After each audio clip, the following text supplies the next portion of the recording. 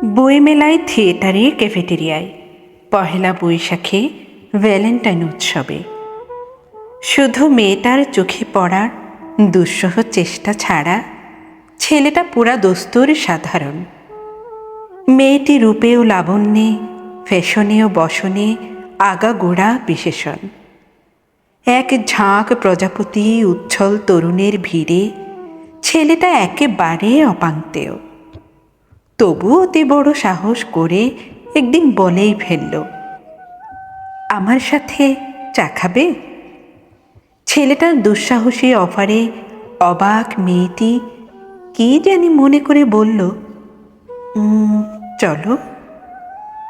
মেয়েটার মুখোমুখি বসা ছেলেটার বুক ধড়ফড়, আড়ষ্ট জিহ্বা চায়ে চুমুক দিয়ে বলল, ওয়েটার, আমাকে লবণ দাও। মেয়েটি অবাক হয়ে বলল, তুমি চায়ে লবণ খাবে নাকি? ছেলেটা বলল, হ্যাঁ, আমার জন্ম নোনা জলের সাগর পারে। নোনা চায়ে চুমুক দিলে আমার চোখে ভেসে ওঠে আমার গ্রাম, নোনা জলে ভেসে যাওয়া আমার বাবা মায়ের মুখ। মেয়েটি অবাক হয়ে শুনল ছেলেটির কথা, তারপর বলল, আমি কোনোদিন সাগর দেখিনি।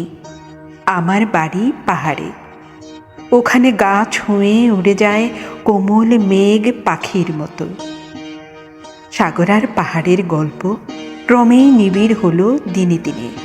তারপর বিয়ে, সংসার এবং শেষে বুড়ো ও বুড়ি। বুড়ো মরার আগে বুড়ির হাতে একটা চিঠি দিয়ে বলল, মরার পর খুলবে।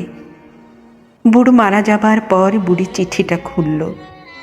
তাতে লেখা আছে, লবণ দিয়ে চা আমি কখনোই খেতাম না।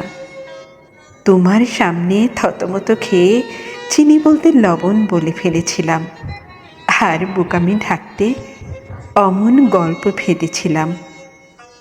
তাই 40 বছর তোমার হাতে লবণ চা খেয়ে গেলাম। তোমার হাতের লবণ চা খুব মিষ্টি।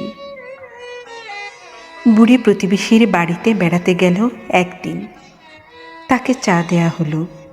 বুড়ি বলল, একটু লবণ দিন। অবাক হয়ে প্রতিবেশী বলল, আপনি লবণ দিয়ে চা খাবেন নাকি?